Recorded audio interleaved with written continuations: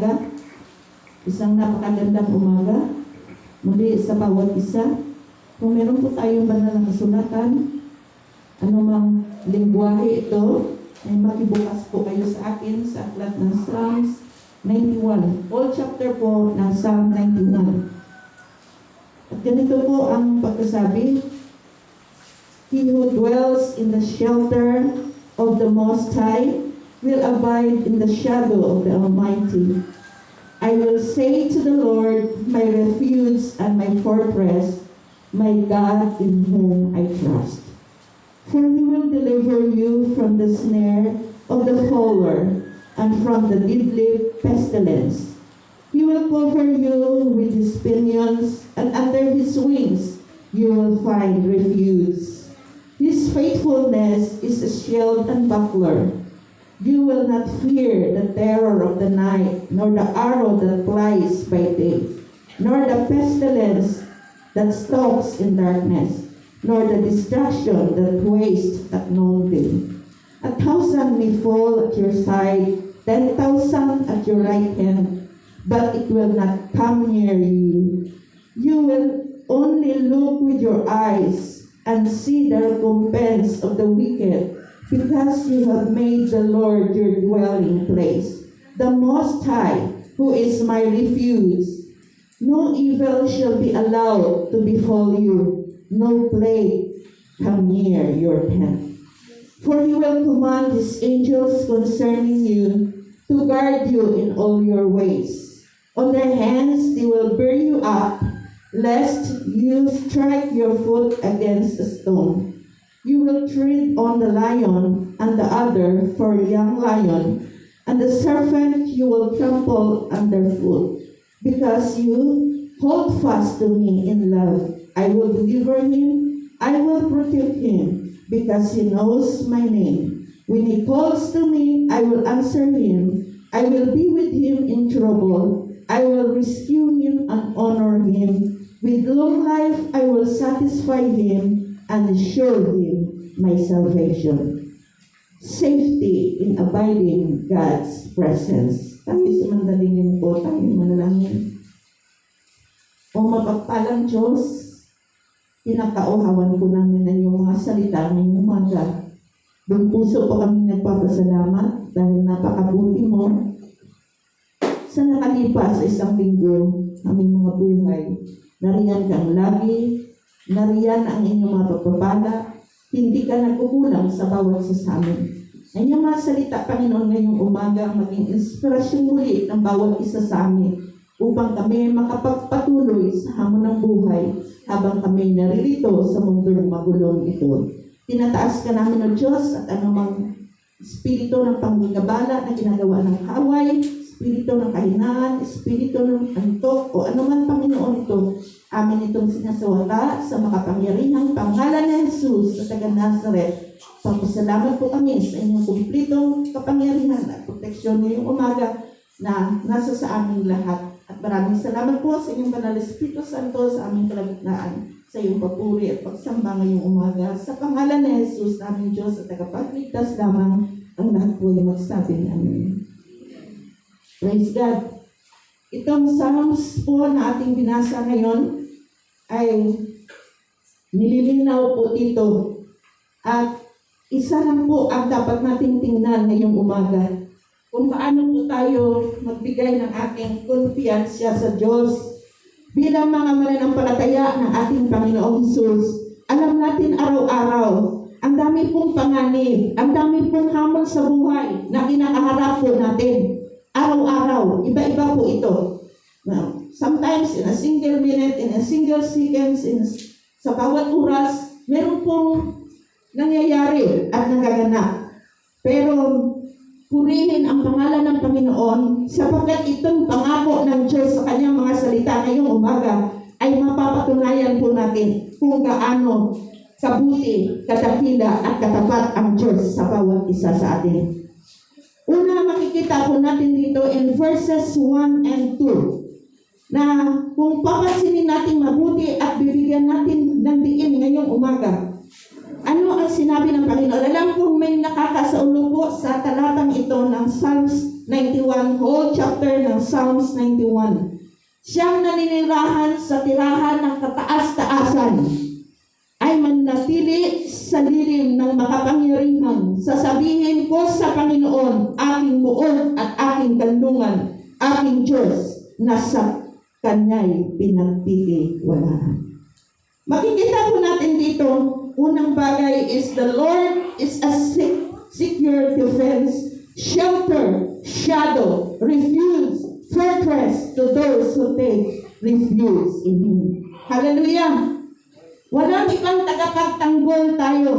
Walang ibang kumukup sa bawat isa sa atin. Wala tayong ibang kanlungan, kundi ang ating Panginoong Hesus lamang. Walang ibang kumakalinga sa atin. Walang ibang matibay na muog sa mundong ito.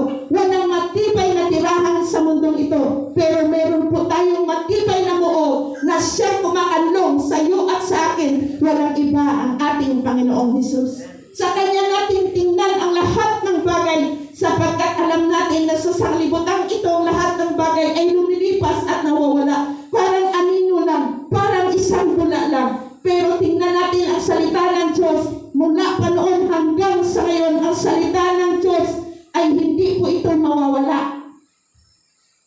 Mananatili po ito magpakailan-kailan pa man. Hallelujah! Kaya ideklara natin ngayong umaga, Jesus is our shelter. Jesus is our great defense sa ating mga buhay. He is the shadow, He is the refuge, He is the fortress. Dahil alam natin na tayong mga anak ngayong umaga bilang believers of Christ, wala na iba tayong takbuhan, kundi ang ating Panginoong Hesus lamang. In verse 3, anong sinabi niya doon? Sapagkat ililigtas Kanya sa bitag ng maninilo at sa nakakamatay na salot. Kanyang tatapakan ka ng mga bagwis niya at sa ilalim ng kanyang mga pakpak ay manganganlong pa. Ang kanyang karapatan ay baluti at pananggap. Ang mga nakakakilabot sa gabi ay di mo natatakutan. Ni ang pana na nagliliparan kapag araw, ni ang salot na lihim na bumubuntot sa kadiliman, ni ang pagwasak na sumisira sa katanghalian, mabubuhal sa iyong tabi 1,000, sa iyong kanan ay 10,000, ngunit ito'y hindi ilalapit sa iyo. Mamasdan mo lamang sa pamagitan ng iyong mga mata at iyong makikita ang parusa sa masama. Glory to God. Itong verse na ito in verses 3 and 8 na ating binasa ngayong umaga, ito yung benefits natin bilang mga mananampalataya na lubusang nagtitiwala sa Diyos. Nagtitiwala ba tayo sa Panginoon ngayong umaga? May pananampalataya ba tayo na may magagawa ang Diyos sa bawat isa sa atin? Hallelujah! Sa bawat silo na ginagawa ng kaaway, ano po ang sinabi ng salita ng Panginoong Hesus? Ito yung benepisyo natin bilang mga mananampalataya. Ito yung pinakamalaking kagandahan na ginagawa sa atin ng ating Panginoong Jesucristo. Kaya nasabi ko nung nakarang linggo, higit kang mananagumpay sa mundong ibabaw na ito sapagkat nagtagumpay ang ating Panginoong Jesucristo. At dito din sa Psalms 91 na ipinapahayag na salita ng ating Panginoon, purihin ang Diyos sapagkat kamangha-mangha po ang kanyang ginagawa sa bawat isa sa atin. Inililigtas niya ang kanyang mga anak sa panahon ng panganib. Sa panahon ng maninilo at mga salot ay inililigtas ng Diyos ang kanyang mga anak. Dahil sabi ng Panginoon, kanyang tinatapakan ang lahat ng mga gawa ng kaaway para mapatunayan ang bawat isa sa atin na araw-araw ang inililigtas ng Diyos. Sa anumang bagay, inililigtas ka ng Panginoon. Sapagkat ang kanyang malabay na pakpak, tayong kanyang mga anak ay nanganganlong sa ilalim ng kanyang pakpak. Purihin ang Diyos, ang katapatan ng Diyos ang siyang baluti ng bawat isa at panangga ng bawat isa. Hindi tayo dapat matakot sa gabing darating sa ating mga buhay o anuman ang mangyari sa buong araw na ito. Kapag sinecure na natin at pinagkatiwala na natin ng lubusan sa Diyos ang lahat ng bagay. Kaya nga sinabi sa verse 7, mabubuwal sa iyong tabi ang 1,000, sa iyong kanan ay 10,000, ngunit ito'y hindi lalapit sa iyo. Mamasdan mo lamang sa pamagitan ng iyong mga mata at ang makikita mo'y parusa sa masama. Purihin ang Diyos. Hallelujah! Itong metaphor na ito patungkol sa schemes of those who hate the faithful. Ano po ang mangyayari? Pestilence, destruction, and diseases. Ito ang ipapadala ng Diyos sa kanyang mga kaaway, lalo na sa mga hindi tapat sa kanya. Ito ang ipapadala ng Diyos. Tingnan natin ang sinabi sa Exodus chapter 5 verse 3. Ano sinabi niya doon? In Exodus chapter 5 verse 3.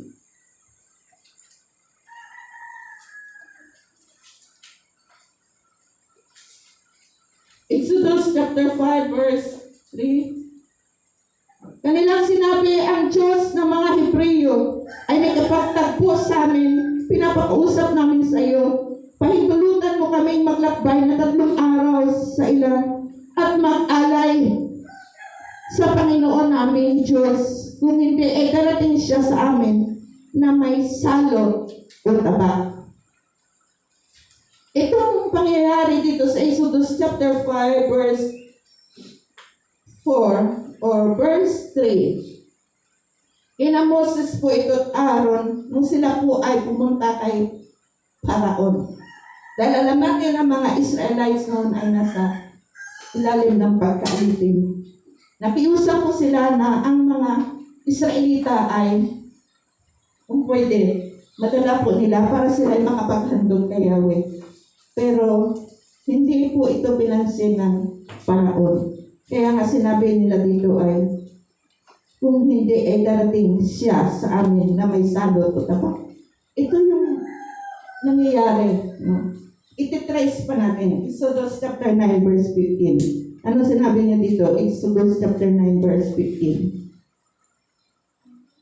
Sapagkat ngayon maaari ko nang iunat ang aking kamay upang dalhan ka ng salot at ang iyong bayan at nawala ka na sana sa lupa. Naalala niyo ba yung 10 salot na ipinadala doon sa Egypt? Naalala po natin? Dahil ayaw talaga ni Paraon na palayain itong mga Israelita. Sa isang salot pala mabigat na yun. Pero hindi matigas pa rin ang puso niya. Sa pangalawang salot hanggang doon pa rin matigas pa rin, pangatlo, pang-4, pang-5, pang-6, pang-7, pang-8, pang-9, hanggang sa sumuko na siya. Na sa 10 salot, doon niya pinalaya ang mga Israelita. Pero napag-isip-isip pa rin niya hanggang muli. Hinabol pa rin niya yung mga Israelita na gusto pa rin niya na patayin. Kasi grabe talaga yung puso ng Paraon na ito. Napakatigas.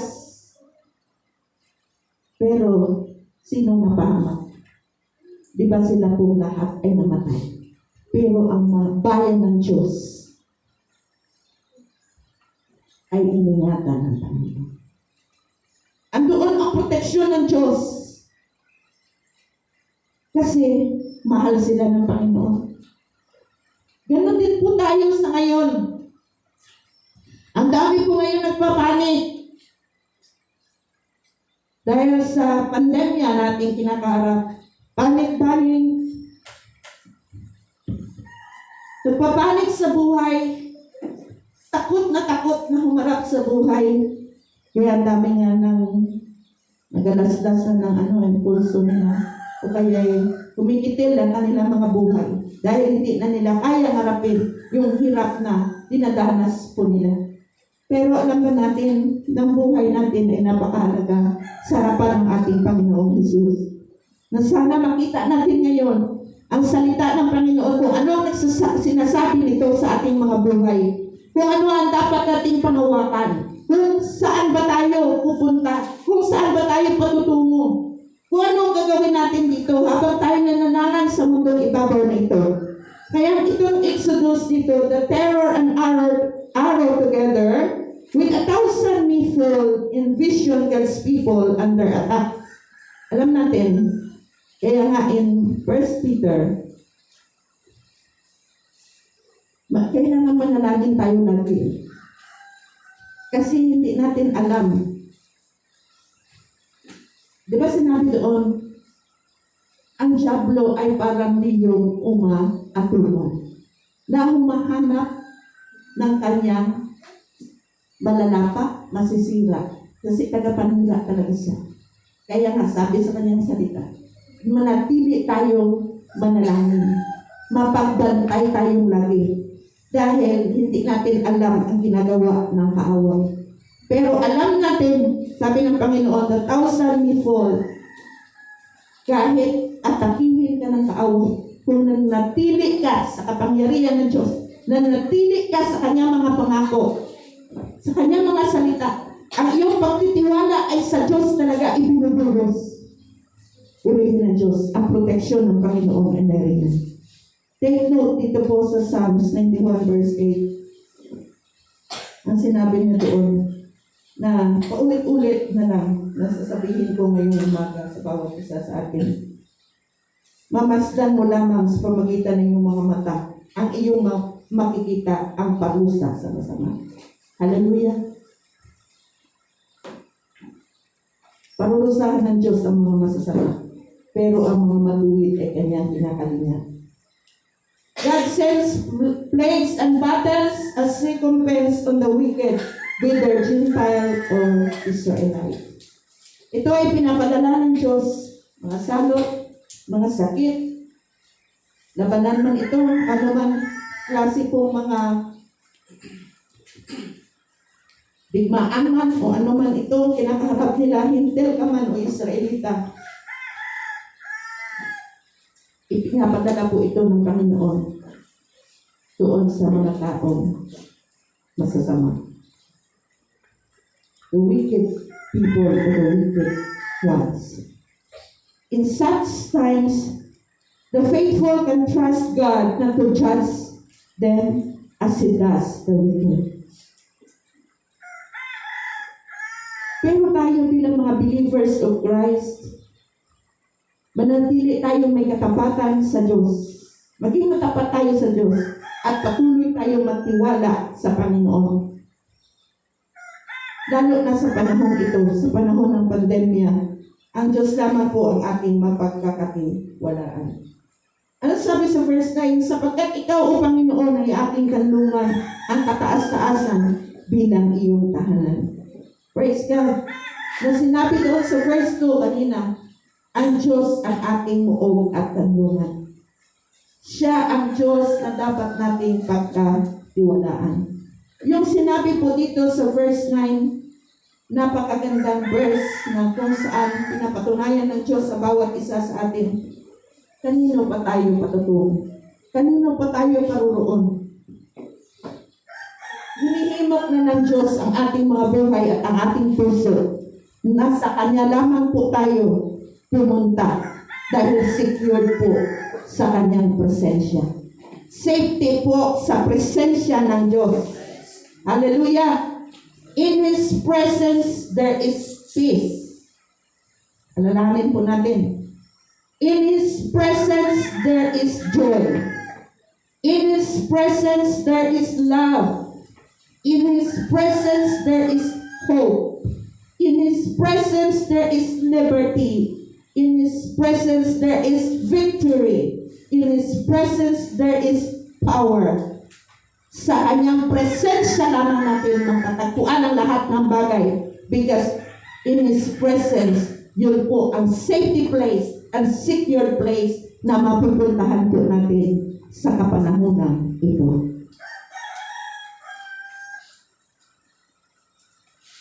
Ang mundo'y nababalot ng kadiliman, ng kagulo. Pero ang salita ng Diyos ay nababalot ng kaliwanagan, ng katotohanan, ng katuwiran, at ng kapanalan. Kaya totoo ang sinabi ng kanyang mga salita sa John 10:10. Ang Diyos ay naparito sa sanglibutan ito para tayo ay bigyan ng matiwasay, masaganang buhay o kasiyasiyang buhay. Pero si Satanas ay naparito sa sanglibutan ito para magnakaw, sumira at pumatay. So magkaiba po ang kanilang layunin at plano. Ang may masamang plano ay si Satanas. Ang may magandang plano ay walang iba, ang ating Panginoon Jesucristo. In Psalms 91 verse 10, ano sinabi? Walang kasamaang darating sa iyo, walang parusang lalapit sa tulda mo. Purihin ang pangalan ng Panginoon. You are the believers of Christ, the chosen one, na kailangan magpakatapat tayo sa Diyos ngayong panahon, sapagkat itong salita ng Panginoon, anuman ang danasin natin sa sanglibutan ito, kaya ang proteksyonan ng Diyos. Kaya walang kasamaang darating sa iyo, walang parusang lalapit sa tulda mo, because your God is the Almighty God, the powerful God, the big God. Hallelujah! Kaya nating pagkatiwalaan ng Diyos anumang oras, sa anumang panahon. Kaya natin mapagkatiwalaan siya, sapagkat lagi natin sinasambit ang ating mga labi na ang Diyos ay mabuti, ang Diyos ay tapat, ang Diyos ay dakila, at yun ay papatunayan ng Diyos sa iyo at sa akin. Dahil ang salita niya ay buhay at makapangyarihan. Ito ay may bisa na ito ay tumatagos sa buong ating kasukasuan, sa ating buong katawan, na ito ang magre-remind sa bawat isa sa atin, pagpapalakas sa bawat isa sa atin, sa panahong ito na huwag tayong manlamig, huwag tayong manlupay-pay, huwag tayong manghinayang sa mga panahon at sa mga oras na meron tayo, kundi tingnan natin ang magagawa pa rin ng Panginoon sa bawat isa sa atin, sapagkat ang Diyos ang may magagawa sa iyo at sa akin. Hallelujah. Glory to God. In verse 11, anong sabi niya? Sapagkat siya'y magpipilit sa kanyang mga anghel tungkol sa iyo, upang sa lahat ng iyong mga lakad ay ingatan ka. Wow, praise God. Hallelujah. Ang daming anghel sa kalangitan, at ito ay messengers ng Panginoon, at ang bawat isa sa kanila ay may kanya-kanyang dala, sapagkat ang mga anghel na ito ay instrumento ng Panginoon na sinusugo ng Diyos na ikaw ay dalawin, na ikaw ay bigyan ng hinihiling mo, hinihingi mo sa pamagitan ng iyong pananalangin. Complete package po ang Panginoon. Saan pa po tayo? Sa Panginoon na lang. Sa Panginoon po tayo. Kung sa Panginoon tayo, sa pinili natin ng Panginoon. Do all things without murmuring and disputing. Always give your best sa paglilingkod sa Panginoon para mabigyan siya ng karangalan sa ating mga buhay, upang hindi po mabigyan natin ng kalungkutan ang Espiritu ng Diyos, kundi mabigyan natin siya ng kasiyahan at kaganapan. Lalanin natin ang Genesis chapter 12 verse 17. Basahin mo na. Genesis chapter 12 verse 17.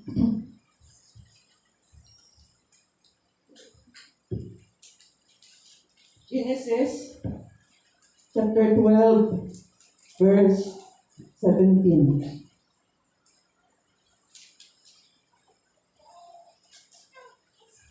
Ganito ang pagkasabi. Subalit pinahirapan ng Panginoon ang Paraon at ang kanyang sambahayan ng malubhang salot dahil kay Sarai na asawa ni Abraham. Itong kwentong ito ay sina Abraham at Sarai. Napumunta doon sa airport. At habang nagkikakad po sila, di ba ang kwento ko doon na sabi ng kanyang asawa ay, kung may magtanong sa'yo, sabihin mo na, sister kita. Huwag mong sabihin na, asawa kita. Nalala niyo pa po ang kwento? Maganda po itong kwento eh. Sabihin mo, ikaw ay aking kapatid, ngunit upang ako'y mapabuti dahil sa iyo at upang ang buhay ko'y makaligtas dahil sa iyo. So sabi ni Abraham kay Sarai. Nang dumating si Abraham sa Egypto, nakita ng mga Ehipsyo na ang babae napakaganda. Nang makita siya ng mga pinuno ng Paraon, sa kanilang pinuri kay Paraon tinala ang babae sa bahay ng Paraon. At pinagpakitaan niya ng magandang loob si Abraham dahil kay Sarai. At nagkaroon si Abraham ng mga tupa, baka, lalaking asno, aliping lalaki at anilang babae, babaeng asno at mga kamilyo. Subalit pinahirapan ng Panginoon ang Paraon at kanyang sambayan ang malubhang salot dahil kay Sarai na asawa ni Abraham. Tinawag ng Paraon si Abraham at sinabi, ano ito ginawa mo sa akin? Bakit hindi mo sinabi sa akin na siya'y iyong asawa? Bakit mo sinabing siya'y aking kapatid na ano pat siya'y aking kinuha upang maging asawa? Kaya ngayon narito ang iyong asawa. Siya'y kunin mo at umalis ka. At nag-utos ang Paraon sa mga tao tungkol sa kanya. Siya'y kanilang nihatid sa daan at ang kanyang asawa at ang lahat ng kanyang pag-aaral. Bunitin ng Diyos. Kasi pag pinakilala ni Abraham na si Sarah ay asawa niya, papatayin si Abraham. Pero pag pinakilala na kapatid si Sarah, magkapatid sila ni Abraham, maliligtas ang buhay. At pinagpala pa sila ng Diyos mula sa una hanggang sa natapos ang kwento. Dinalik si Sarah sa kay Abraham. Pero sila po, ang buong sambayanan po nila ay pinadalhan po ng Panginoon ng halot. Pero ang tunay na anak ng Diyos ay niligtas na Panginoon. Kaya kang iligtas ng Diyos sa panahon ito. Amen? Sabi ko sa inyo, huwag nating alalahanin ang mga bagay na bukas na darating sa atin. Ipagkatiwala natin sa Diyos ang lahat. Sapagkat higit siyang mapagkakatiwalaan. In Exodus chapter 11 verse 1, ay ganito din ang sinabi. In Exodus chapter 11 verse 1. Sinabi ng Panginoon kay Moses, may isa pa akong salot na dadalhin sa Paraon at sa Ehipto. Pagkatapos nito ay papahintulutan niya kayong umalis dito. Kapag pumayag na siya, kayo'y umalis, kayo'y itataboy ng papasilip. Hallelujah. Pag ating ititrace out ang banal na kasulatan mula po sa Genesis hanggang Revelation, ang pinapadalhan po ng Panginoon ng iba't ibang mga salot, iba't ibang mga sakuna o lahidyan sa buong iba't ibang mga karamdaman na tama na pakitindi na hindi gumagaling ay yung mga hindi umatilima sa salita ng Diyos. Hindi po nila tinatanggap si Kristo sa kanilang mga buhay bilang Mesiyas.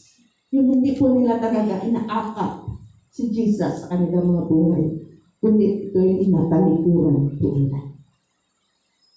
Pinapatunayan ng Panginoon na wala ng ibang tagapagligtas, kundi siya lamang. Pero alalahanin natin, sabi po lagi sa kanyang mga salita, the faithful are safe in a time of God's judgment. Hallelujah. Safe lagi tayo bilang kanyang mga anak. Kaya kung ating babasahin pa in verse 12, sa kanilang mga kamay ay dadalhin kanila, baka sa isang batoy matisod ang iyong paa. In verse 13 sa Psalms 91, iyong tatakpan ang leon at ang ulubong, tatakpan mo ang iyong paa at ang ahas at bato, leon. Hallelujah. Purihin ang Panginoon, pinatunayan niya dito. Kahit ano ang ating harapin sa ating mga buhay, makapangyarihan ng Diyos. Nalala niyo ba si Daniel? Sino ngayong minulog sa unit ng leon? Brother Joel?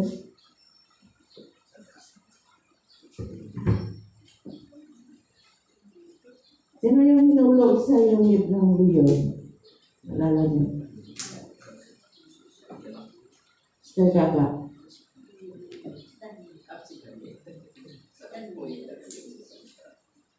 Okay. Kinain ba siya ng leon? Kinain ba siya ng leon? Nilapa pa siya ng leon?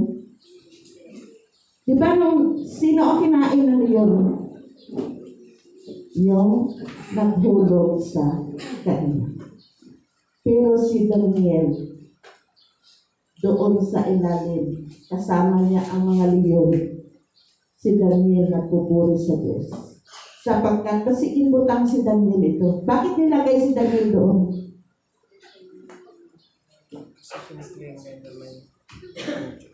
Diba? Utos ng ano? Ang utos ng hari. Ano?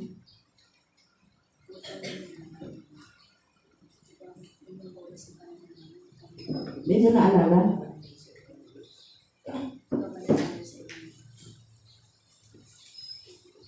Bakit siya inuhulog doon? Sino nakaalala sa kwento?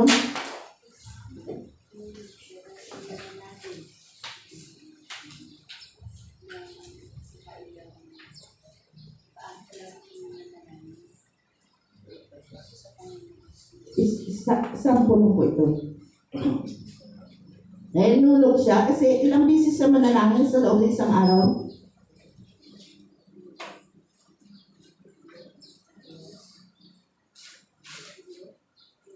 Diba, ang mahigpit ay pinagpili doon ay kung marinig nila yung batingaw, iba yung kanilang takbuhan.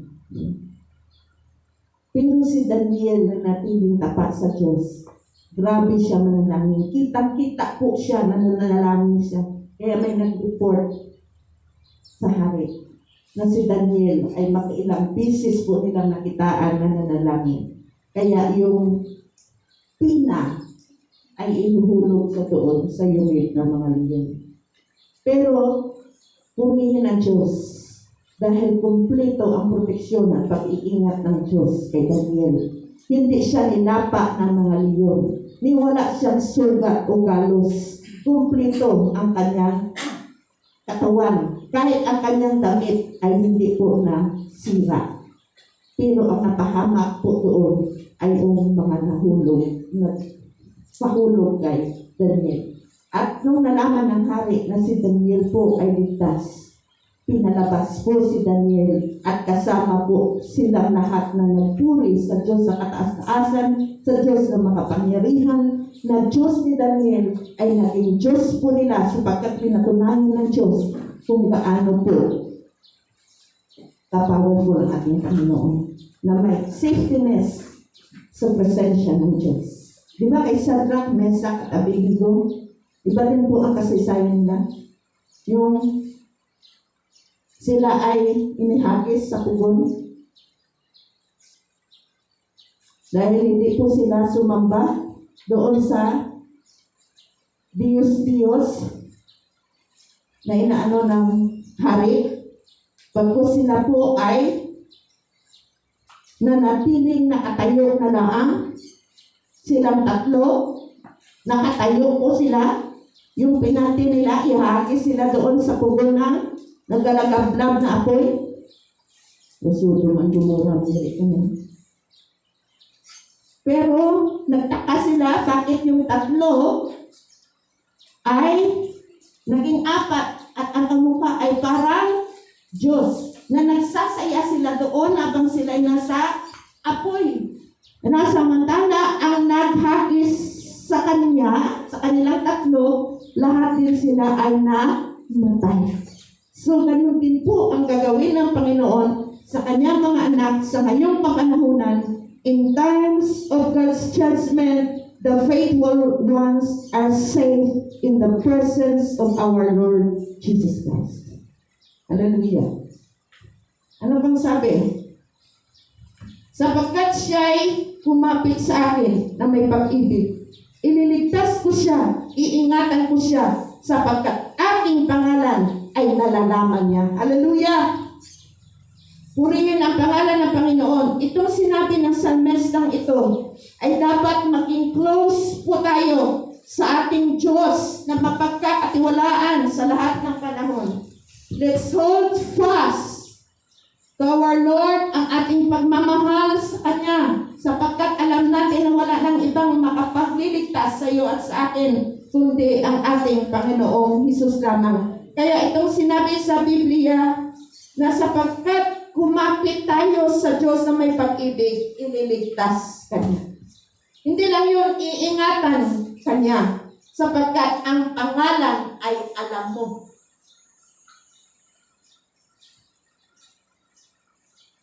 Kaya ngayong umaga, ang pangalan ng Diyos ay hindi basta-basta ang pangalan. Amen. Alam mo ang pangalan ng Diyos. At kilala ka ng Panginoon. Siya'y tatawag sa akin, sa 15, itong napakaganda. Siya'y tatawag sa akin at sasagutin ko siya. Hallelujah.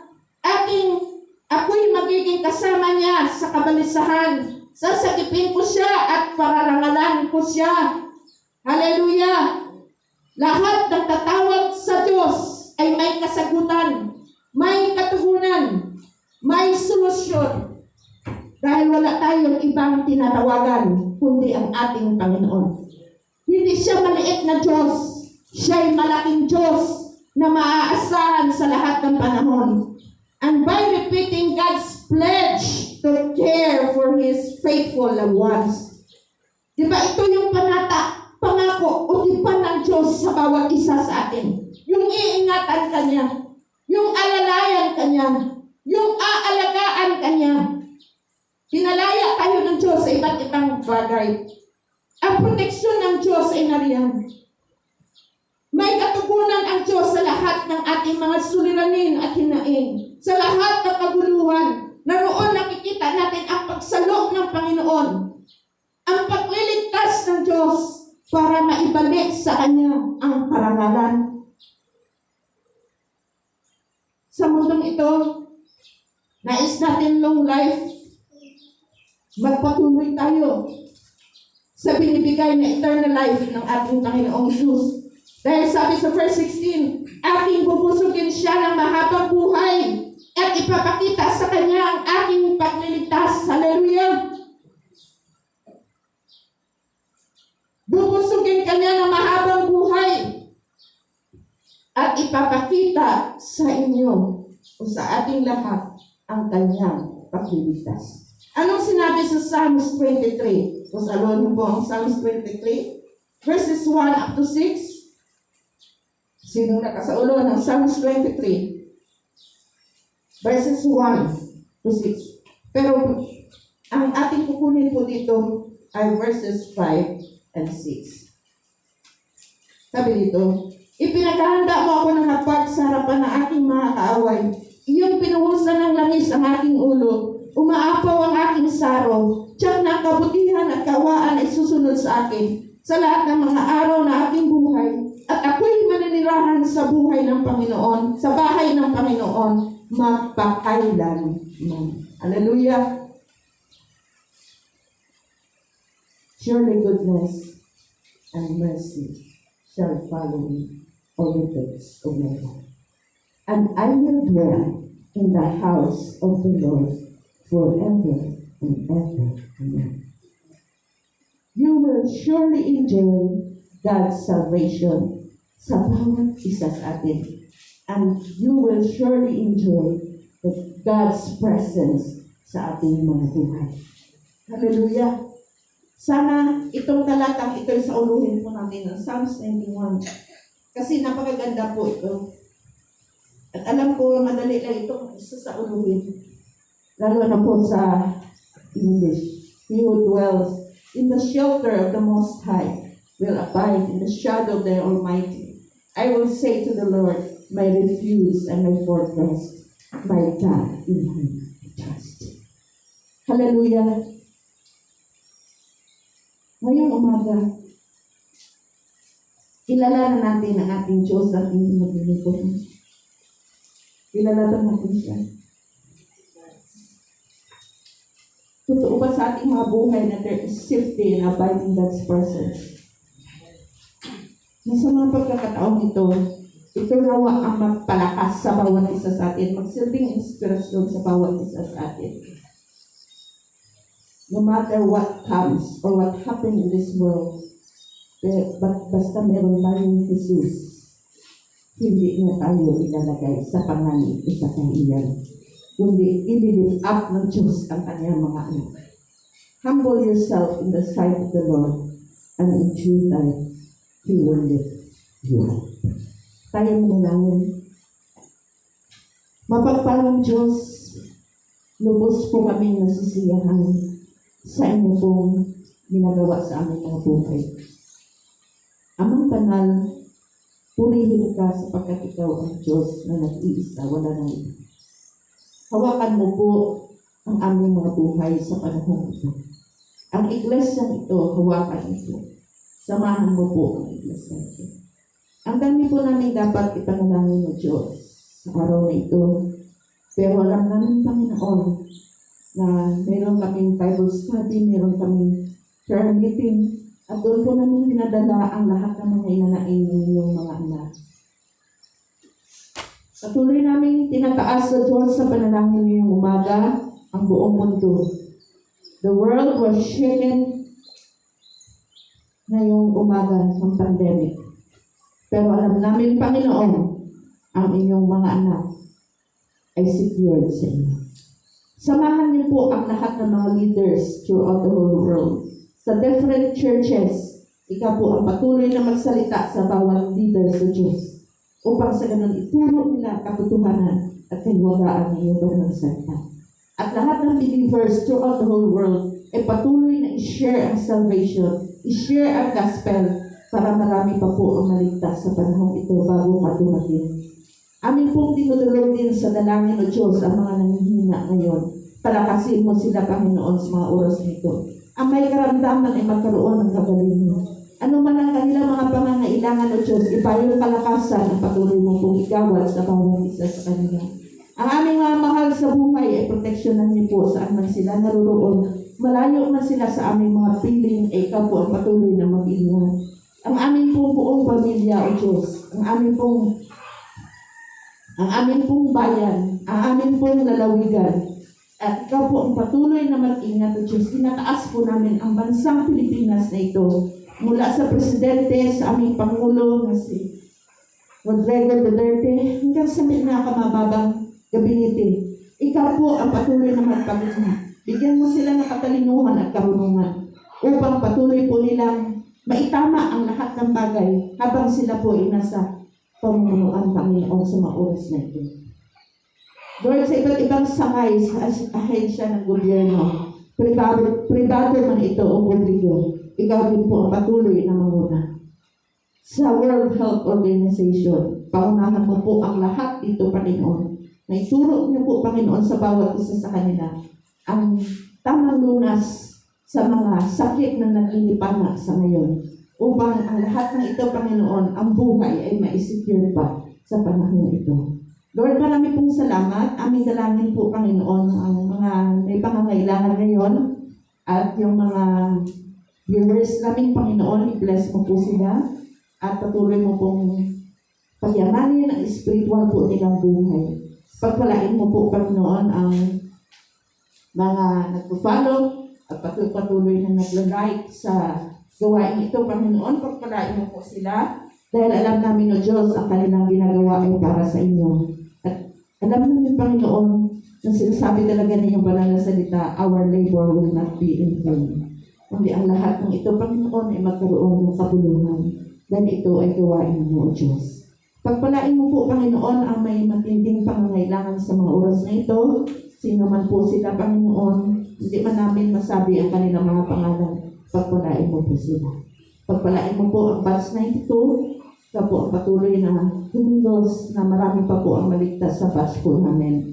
Marami pong salamat, tinataas ka namin, O Diyos. Niluwalhati ka namin dahil ang iglesia ng ito ay nanatili sa pananalangin, nanatili sa pagpupuri at pagsamba. Ang basbas ng mga pangyarihan kamay ng aming Panginoon ay mapasa kanila ngayong umaga para mamaya lalabas kami sa iglesia na kumplito po ang pagpapala na galing po sa inyo. I declare blessings sa iglesyang ito. I declare prosperity na kung saan, Panginoon, maranasan ng bawat isa sa amin. And we destroy the works of the devil in the name of Jesus Christ. Hallelujah, hallelujah. Thank you, Lord, for the victory. In the mighty name of Jesus, let everybody say Amen and Amen. Amen.